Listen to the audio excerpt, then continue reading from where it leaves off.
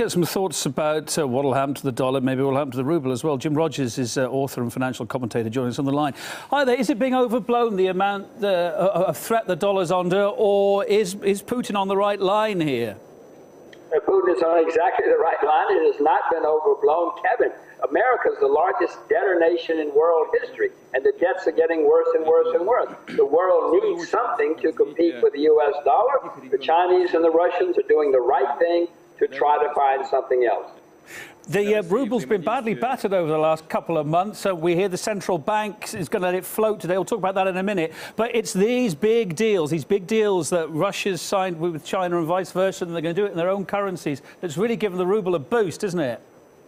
Well, absolutely. But again, Kevin, the dollar's a seriously flawed currency, and people need something else to use. And whether it's the ruble or the renminbi or what, I don't know. I suspect it'll be the renminbi. But the world is starting to realize it must move away from the U.S. dollar. We're going to see any reaction to this news from the U.S. today, do you think?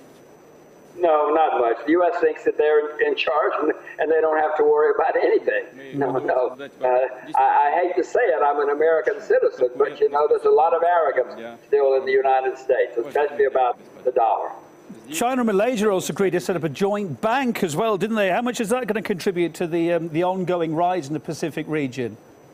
Well, it's another small step in the right direction. Malaysia has under 30 million people, so it's not that big a deal. But it's another step. We're having step after step. The Chinese have done the same with Singapore and lots of other places. And every step, you know, you start off moving 1 kilometer, but with one step at a time.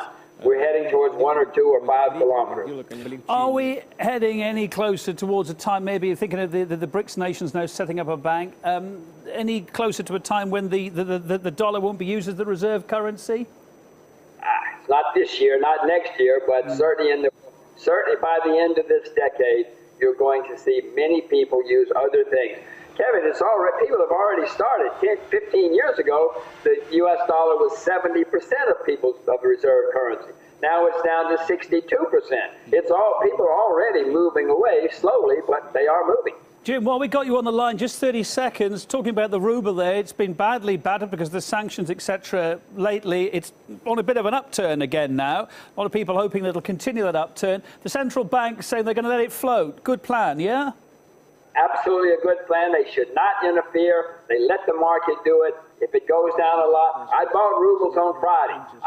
People will come in and start buying it if it goes down. But if they get in the way, they'll mess it up. Just stay out of the way, let the market do it, and things will be fine. Jim Rogers, it was refreshing to talk to you, author and financial commentator as you are, sir. Thank you.